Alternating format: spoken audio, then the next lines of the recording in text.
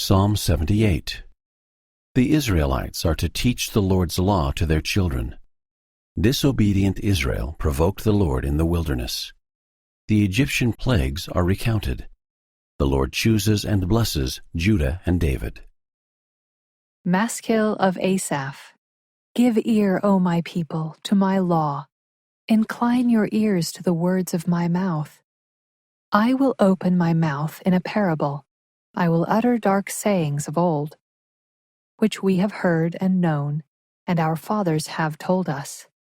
We will not hide them from their children, showing to the generation to come the praises of the Lord, and his strength and his wonderful works that he hath done.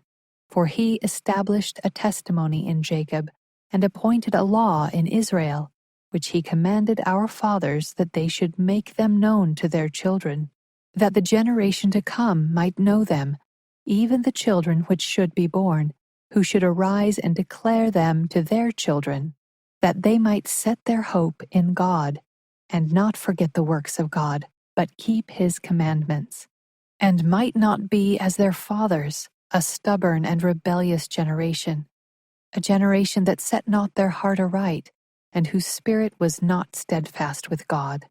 The children of Ephraim, being armed and carrying bows, turned back in the day of battle. They kept not the covenant of God, and refused to walk in his law, and forgat his works and his wonders that he had showed them. Marvelous things did he in the sight of their fathers in the land of Egypt, in the field of Zoan. He divided the sea and caused them to pass through, and he made the waters to stand as an heap. In the daytime also he led them with a cloud, and all the night with a light of fire. He clave the rocks in the wilderness, and gave them drink as out of the great depths. He brought streams also out of the rock, and caused waters to run down like rivers. And they sinned yet more against him by provoking the Most High in the wilderness. And they tempted God in their heart by asking meat for their lust. Yea, they spake against God. They said, Can God furnish a table in the wilderness? Behold, he smote the rock, that the waters gushed out and the streams overflowed. Can he give bread also? Can he provide flesh for his people? Therefore the Lord heard this and was wroth.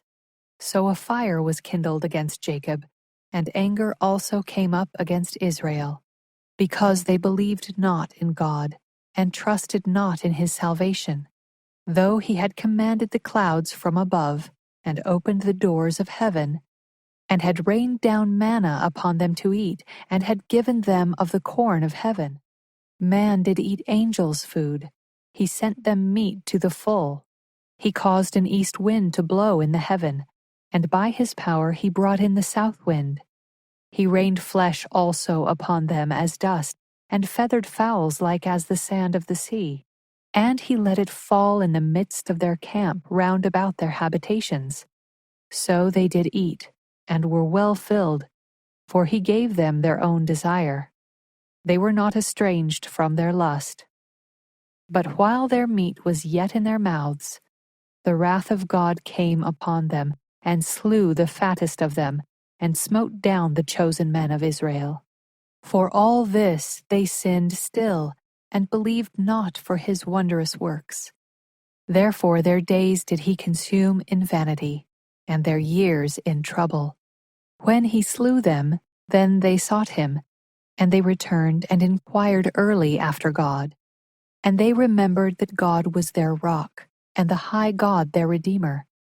Nevertheless they did flatter him with their mouth, and they lied unto him with their tongues. For their heart was not right with him, neither were they steadfast in his covenant. But he, being full of compassion, forgave their iniquity, and destroyed them not. Yea, many a time turned he his anger away, and did not stir up all his wrath. For he remembered that they were but flesh, a wind that passeth away and cometh not again. How oft did they provoke him in the wilderness, and grieve him in the desert? Yea, they turned back and tempted God, and limited the Holy One of Israel. They remembered not his hand, nor the day when he delivered them from the enemy. how he had wrought his signs in Egypt and his wonders in the field of Zoan, and had turned their rivers into blood, and their floods that they could not drink. He sent divers sorts of flies among them, which devoured them, and frogs which destroyed them. He gave also their increase unto the caterpillar, and their labor unto the locust. He destroyed their vines with hail, and their sycamore trees with frost.